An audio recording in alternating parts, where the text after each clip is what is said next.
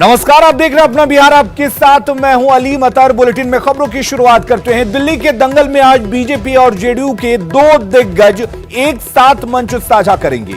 बिहार के मुख्यमंत्री नीतीश कुमार आज केंद्रीय गृह मंत्री अमित शाह और बीजेपी के राष्ट्रीय अध्यक्ष जेपी नड्डा के साथ दो मंच साझा करेंगे। संगम विहार में सीएम नीतीश जेपी नड्डा के साथ चुनावी रैली करेंगे, वहीं बुराड़ी में अमित शाह के साथ चुनावी सभा करेंगे। दोनों पार्टियों की रणनीति दिल्ली में बिहारी वोटरों को साधने की होगी। गौरतलब है कि जेडीयू ने संगम विहार से डॉक्टर और पूर्व विधायक SCL गुप्ता को उतारा है, जबकि बुराड़ी से शैलेंद्र कुमार चुनावी मैदान में ताल ठोक रहे हैं।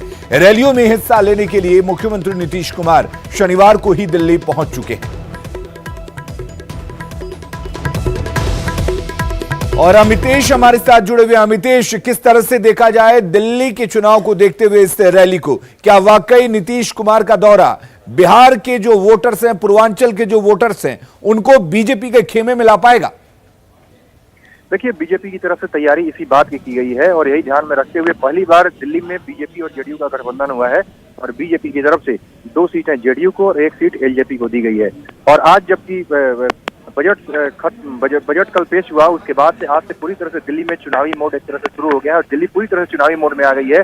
नेताओं का गहन प्रचार अभियान। चलिए अमितेश, आपसे बात करेंगे, आपके पास लौटेंगे, लेकिन इस बीच एक बड़ी खबर आपको बता दें। नीतीश और अमित शाह की रैली के समय में बदलाव किया गया है। अब बुराड़ी में 6:45 पर शाह और नीतीश कुमार रैली करेंगे। पहले ये दोपहर 12 बजे रैली होनी थी। आपको बता दें कि अब पहली रैली संगम विहार में शाम 4 बजे होगी। संगम विहार में जेपी नड्डा के साथ नीतीश की रैली होगी, उसके बाद बुराड़ी में दूसरी रैली होगी। हमारे साथ अमितेश जुड़े हुए हैं। अमितेश, समय में बदलाव किया गया है बुराड़ी की रैली को लेकर, क्या वजह है इसकी?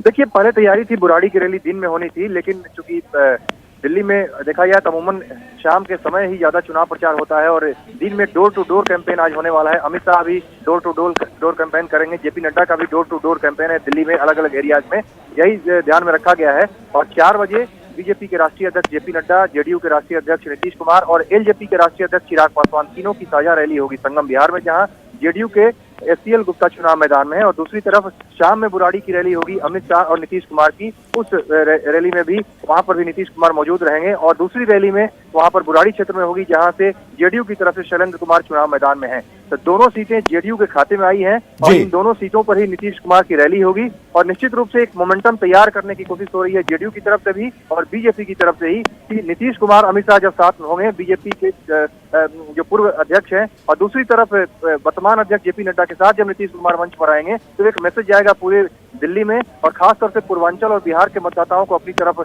आकर्षित करने की तरफ, अपनी तरफ खींचने की पूरी कोशिश बीजेपी की तरफ से की जाएगी। इसी रणनीति के लिए ये साझा रैली का आयोजन किया गया है। अमितेश, दोनों ही पार्टियों को इसका फायदा मिलेगा, क्योंकि अगर बीजेपी की बात करें तो उनके खेमे में पूर्वांचल के वोटर जाएंगे, वहीं जेडीयू पहली बार बीजेपी के साथ किसी दूसरे राज्य में गठबंधन कर रहा है। ऐसे में जो बार बार संगठन विस्तार की बात होती थी, तो कहीं ना कहीं जेडीयू को भी इसका फायदा मिलेगा। यह अगर देखें तो दोनों ही दलों को इसको फायदा होने की उम्मीद है। यही वजह है कि ये पहली बार बिहार के बाहर, अगर दिल्ली की खासतौर से बात करें तो दिल्ली में जेडीयू अब तक चुनाव मैदान में उतरती रही है, चाहे एमसीडी चुनाव की बात करें या फिर विधानसभा चुनाव की बात करें, जेडीयू चुनाव मैदान में उतरती रही है, लेकिन अकेले अपने दम पर।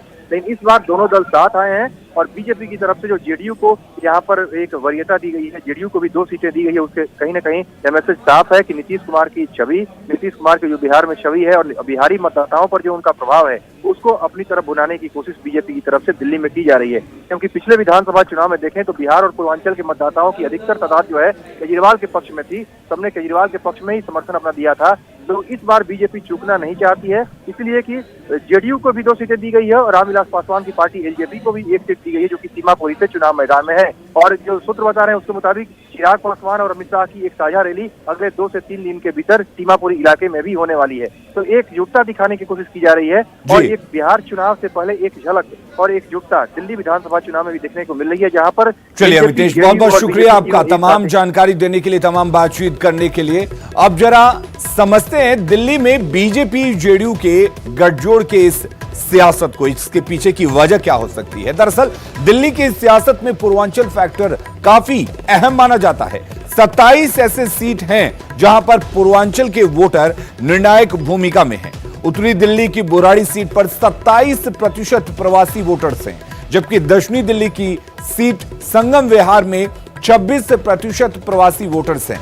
2015 में 29% पूर्वांचली वोटरों ने बीजेपी का साथ दिया था, जबकि 2015 में आम आदमी पार्टी के 12 पूर्वांचली उम्मीदवार की जीत हुई थी।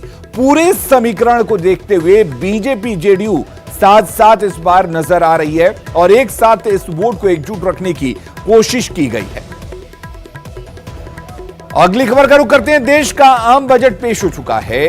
बजट में हर वर्ग को साधने की कोशिश की गई है, लेकिन बावजूद इसके बिहार के तमाम विरोधी दलों ने एक सुर से बजट को आम लोगों के साथ छलावा करा दिया है और बिहार को विशेष राज्य का दर्जा से लेकर विशेष पैकेज न देने को लेकर भी सियासत शुरू हो गई है। कि हम बिहार के संदर्भ में जो बिहार जैसे पिछड़े राज्य हैं उनको जब तक अपलिफ्ट करने के लिए स्पेशल पैकेज नहीं दिया जाएगा, जब तक बिहार जैसे राज्य को स्पेशल कैटेगरी स्टेट का दर्जा नहीं दिया जाएगा तो हमको क्या फायदा होगा। हम तो जहां हैं वहीं से थोड़ा आगे बढ़ेंगे, मगर जो आगे बढ़ गए हैं वो और आगे बढ़ेंगे। बिहार जैसे राज्य जहां पर बार बार हमें विशेष पैकेज, विशेष राज्य का दर्जा को लेकर उम्मीद बनती है, चूंकि नीतीश जी जब से दोबारा बीजेपी से हाथ मिलाए तो ऐसा लगा कि ये पैकेज तो कम से कम ले ही लेंगे, विशेष राज्य का दर्जा भी दिलाएंगे बिहार को। लेकिन मोदी जी ने ठेंगा दिखाया, बार राहत में भी 4000 करोड़ मांगा था तो 1 रुपया नहीं दिया। तो बिहार की इस पूरे बजट में आप देखेंगे तो घोर उपेक्षा की गई है। विपक्ष के जो लोग हैं उनको ये नहीं दिख रहा है और वही ये बात कर रहे हैं कि फिर से रट लगाए हुए हैं कि विशेष दर्जा जो पिछले बार भी हमारे नरेंद्र मोदी जी के सरकार ने जो पैकेज की घोषणा हुई, आज देख लीजिए कितने विकास के काम हुए। लेकिन लंबे समय से हमारी अपेक्षा है, इसलिए कि बिहार एक ऐसे शिल्पी के हाथों में है जिनके नेतृत्व में अगर संसाधनों की एक बड़ी खेप इस राज्य को मिलती है तो बिहार के विकास को पर लग जाए।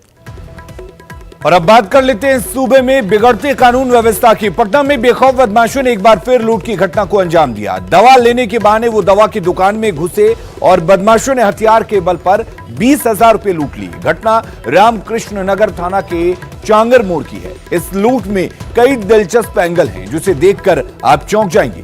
कैसे, आप खुद देखिए इस रिपोर्ट में।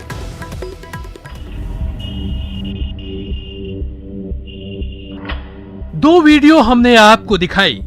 महज 13 दिन के अंदर का ये दोनों वीडियो है। वीडियो में खास ये है कि 13 दिन लूट दो और अपराधी एक ही हैं। लूट का तरीका और टारगेट भी एक ही है। कैसे, जरा वीडियो को देखिए और समझिए। पहला वीडियो 19 जनवरी 2020 का है, जबकि दूसरा वीडियो 1 फरवरी 2020 का है। अब एक एक कर बताते हैं कि कैसे लूट और टारगेट के साथ अपराधी एक ही थे। पहली तस्वीर यानी 19 जनवरी 2020 के वीडियो में एक अपराधी ब्लू जैकेट में दिख रहा है, वहीं दूसरे वीडियो में भी अपराधी ब्लू जैकेट में ही दिख रहा है। वीडियो में दूसरा अपराधी भी है जो काले जैकेट में दिख रहा है। दोनों ही वीडियो में उसने काले रंग के जैकेट ही पहन रखी है। दोनों वीडियो में उसने हेलमेट पहन रखा है। लूट और दुकान में घुसने का अपराधियों का अंदाज और तरीका भी लगभग एक जैसा ही है। सबसे बड़ी बात, अपराधियों ने दोनों ही बार निशाना दवा दुकान को ही बनाया। अब जरा सोचिए, पटना और दानापुर के बीच चंद किलोमीटर का फासला है। बिहार में अपराधी कितने बेखौफ हैं कि 13 दिन पहले ही उसने दानापुर में वारदात को अंजाम दिया और अब उसकी हिम्मत हुई कि वो राजधानी पटना में वारदात को अंजाम देने लगा। दानापुर से अमरजीत के साथ पटना से संजय कुमार की रिपोर्ट।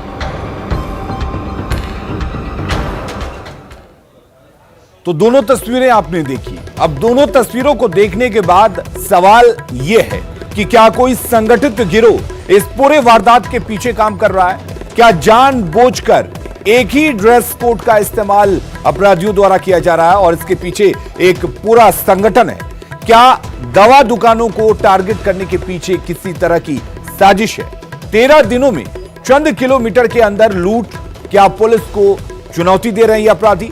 ऐसे तमाम सवाल हैं जो न्यूज 18 उठा रहा है। हमारे साथ संजय जुड़े हुए हैं इस खबर पर ज्यादा जानकारी के लिए। संजय, लगातार जिस तरीके से दवा दुकानों को टारगेट किया जा रहा है, अपराधी पुलिस को चुनौती देते जा रहे हैं, क्या वजह मानी जाए? पुलिस क्या कह रही है? आखिर क्या वजह है कि अपराधियों द्वारा दवा दुकानों को टारगेट किया जा रहा है? देखिए, पिछले एक महीने में पटना में लूट की जो घटनाएं हुई हैं, 40 लाख से अधिक की राशि लूट ले गए अपराधी। हम न्यूज 18 ने इस खबर को दिखाया भी था पूरे डेटा के साथ कि कैसे राजधानी पटना में विभिन्न इलाकों में लूट की बड़ी बड़ी घटनाएं हुई हैं। और पटना के एसएसपी उपेंद्र शर्मा का दावा है कि डिटेक्शन पर जोर देते हैं वो। उनका कहना है कि प्रिवेंशन से ज्यादा डिटेक्शन पर जोर देने की जरूरत है। अपराधी अगर अपराध को करके चले जाते हैं तो पुलिस के लिए चुनौती बन जाती है और डिटेक्शन करने का दावा है। 13 दिन पहले आप देख रहे हैं तस्वीरों में, खुद न्यूज 18 ने जिस तरीके से इस खबर को उठाया है, 13 दिन पहले दानापुर रूपसपुर इलाके में दुकानपुरा मोड़ पर जो संजीवनी दवा की दुकान है, वहां पर लूट की घटना को अपराधी अंजाम देते हैं। और 23 नंबर की जर्सी पहने आगे में जो अपराधी है, जो पिस्टल से दुकानदार को कवर किए हुए है, ठीक उसी तरह की जर्सी पहने कल रात में तकरीबन 10:15 बजे रामकृष्ण नगर इलाके में चांगर मोड़ के पास इसी 23 नंबर की जर्सी पहने अपराधी ने लूट की घटना को अंजाम दिया। ये संयोग नहीं हो सकता है क्योंकि 23 जो कपड़े जो पहने अपराधी ने, दोनों कपड़े सेम है।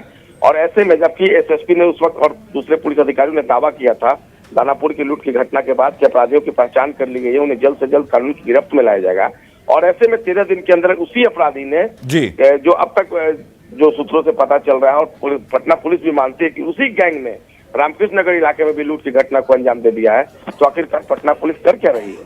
किस तरह के पटना पुलिस के दावे हैं? एक बड़ा सवाल खड़ा हुआ है।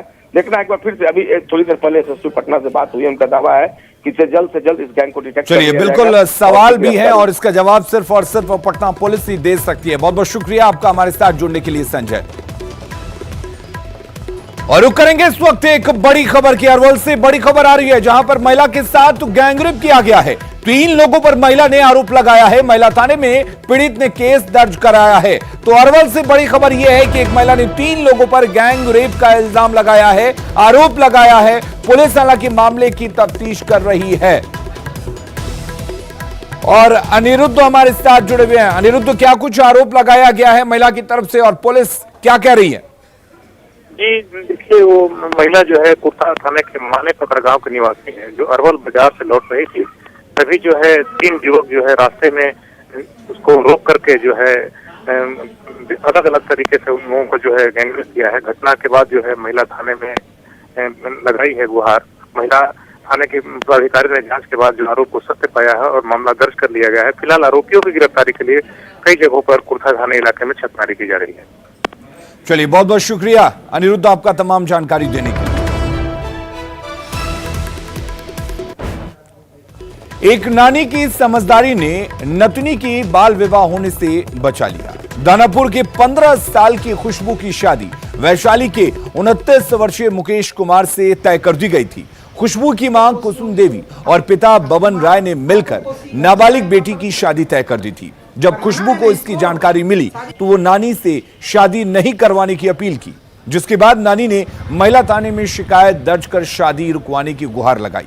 इसके बाद महिला थाने की पहल पर नाबालिग शादी होने से बच गई। अब खुशबू पढ़ना चाहती है और पुलिस ऑफिसर बनना चाहती है। देखा देखी गए तो वही दिन माना कर मम्मी को, तो मम्मी कह के हम क्या कर सको बेटी, तो हमको मम्मी के टेंशन है, बीमारी सब है, तो नहीं बोले। तो तुम्हें मजबूरी में कुछ नहीं बोली? तब जाके नानी के फोन कर दिए। अच्छा, बहुत बुरा लगा हुआ है कि सब पढ़ता लिखता है, तुमको शादी करने के लिए सब बोल रहे हैं। हाँ,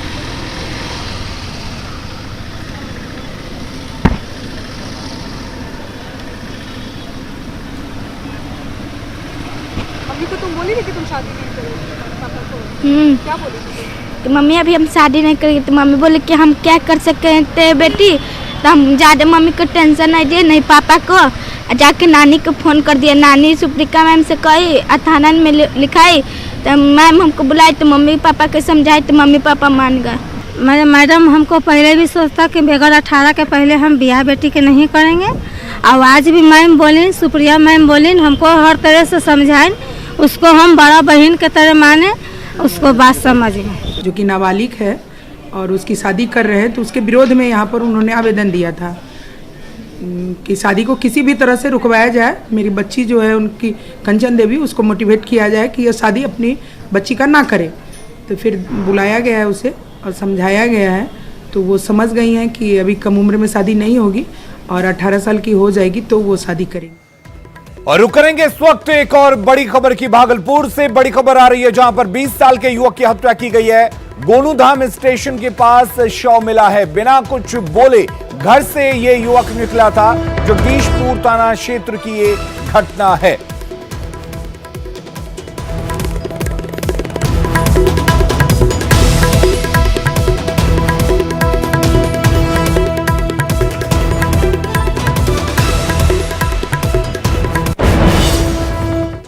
अगली खबर का रुख करते हैं। पटना नगर निगम ने 50 सरकारी संस्थानों को नोटिस भेजा है, जो निगम का करीब 25 करोड़ रुपए का होल्डिंग टैक्स दबा कर बैठे हुए हैं।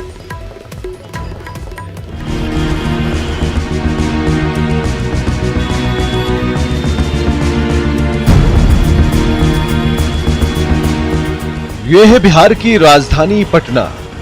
पटना को साफ सुथरा और स्वच्छ रखने की जिम्मेदारी पटना नगर निगम पर है, लेकिन जब निगम का करोड़ों का टैक्स सरकारी संस्थान ही दबा बैठे तो भला स्वच्छ पटना का सपना कैसे साकार हो? जी हां, सही सुना आपने। सरकारी विभागों ने पटना नगर निगम का बजट गड़बड़ कर दिया है, जिसका असर विकास कार्यों पर पड़ रहा है। मजबूर होकर नगर निगम ने उन 50 सरकारी संस्थानों को नोटिस भेजा है, जो करीब 25 करोड़ रुपए का होल्डिंग टैक्स दबा बैठे हैं। निगम ने इन संस्थानों को चेतावनी दी है कि अगर वो टैक्स नहीं चुकाते तो नगर निगम अधिनियम 2007 के तहत कार्रवाई की जाएगी। भी यही अपील है कि जो भी डिफॉल्टर हैं वो नगर निगम में अपने जो भी उनका बकाया राशि काफ़ी दिनों से बकाया है और बड़े बड़े डिफॉल्टर्स हैं वो जमा कर दें, नहीं तो नगर निगम आगे कार्रवाई करेगी।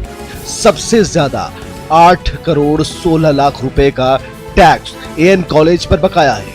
संजय गांधी जैविक उद्यान पर 3 करोड़ 28 लाख का टैक्स बकाया है। केंद्रीय राजस्व कॉलोनी पर 2 करोड़ 21 लाख रुपए का टैक्स बकाया है। केंद्रीय भवन प्रमंडल पर 2 करोड़ 13 लाख का बकाया है। वहीं पटना के सेंट जेवियर स्कूल पर 2 करोड़ 1 लाख रुपए का बकाया है।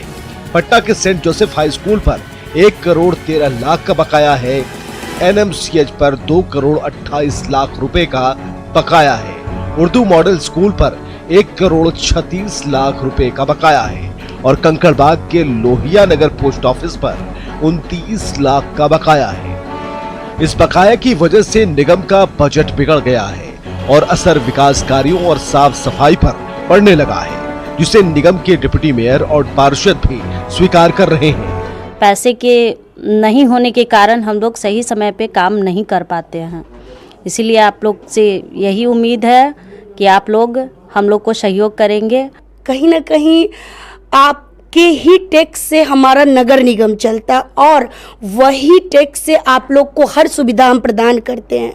तो अगर आप सही समय पे देते हैं तो सारी सुविधाएं जिनको लेकर आप हमेशा हमें सुनाते हैं, हम वार्ड पार्षद को सुनाते हैं, तो वो नौबत नहीं आएंगी जब आप सही समय पे कर देती है। यह सभी जानते हैं कि थोड़ी सी महंगाई बढ़ने पर कैसे एक परिवार का बजट गड़बड़ा जाता है। ऐसे में अनुमान लगाना कठिन नहीं है कि पैसे के अभाव में पटना नगर निगम पटना वासियों को किस तरह की सुविधा मुहैया कराता होगा।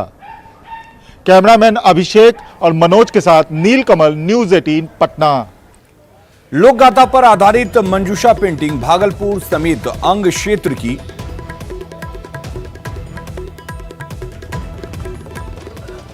पहचान है और आज मंजूषा पेंटिंग को राष्ट्रीय और अंतर्राष्ट्रीय स्तर पर पहचान मिली हुई है। लेकिन मंजूषा आज अपने ही घर भागलपुर में उपेक्षित है। दरअसल मालदा रेल डिवीजन ने भागलपुर रेलवे स्टेशन को सजाने संवारने का काम मंजूषा पेंटिंग की जगह मधुबनी पेंटिंग से की जा रही है, जिससे मंजूषा के कलाकार काफी दुखी हैं। कलाकारों का कहना है कि रेलवे प्रशासन ने पूरी नक्काशी को हटाकर नए नक्काशी और जीर्णोद्वार के नाम पर लोक संस्कृति से खिलवाड़ कर रहे हैं।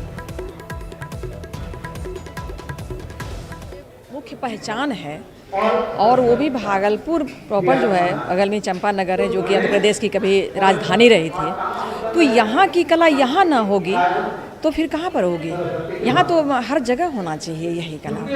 मंजूषा कला से ही उसमें बहुत सारे ऐसे तस्वीर बनाए जा सकते हैं, इसमें क्या नहीं है, क्या हमारे मंजूषा कला में कुछ कमी नहीं है। पेंटिंग को चुना, वहाँ पे बनाने का ऑर्डर किया, ये सही बात नहीं है।